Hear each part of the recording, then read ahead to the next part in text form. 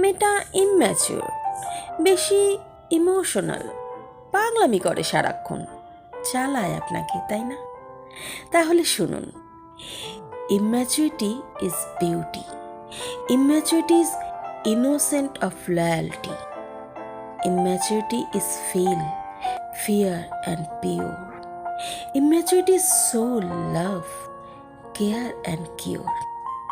দুজনে সারাক্ষণ ম্যাচিউরদের মতো আচরণ করলে সেটা আর ভালোবাসা থাকে না রে ভাই।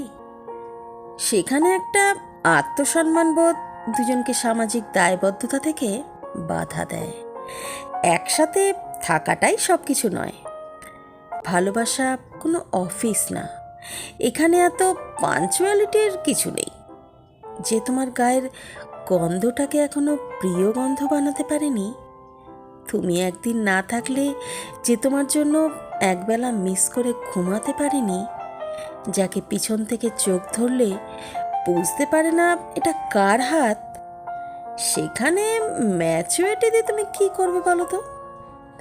কি হবে জীবনে এত ম্যাচিওর আর পারফেক্ট মানুষ খুঁজে, যদি সেখানে ভালোবাসাই না থাকে?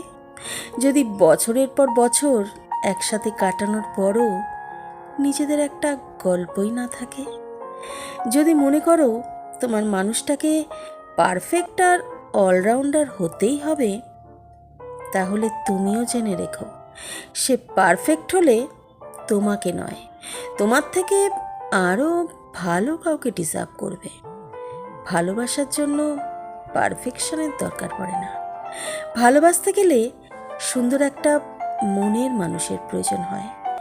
খুব সহজভাবে বলি, মানুষ কখনো পারফেক্ট হতে পারে না, কারণ পারফেক্ট মানেই হলো পূর্ণ, সম্পূর্ণ। পারফেক্ট মানুষের কোনো কিছুরই প্রয়োজন হয় না। সুতরাং যে পারফেক্ট তার আপনাকেও দরকার নেই। আর মানুষ কখনো পারফেক্ট হয় না, নিজের মতো করে পারফেক্ট বানিয়ে নিতে হয়।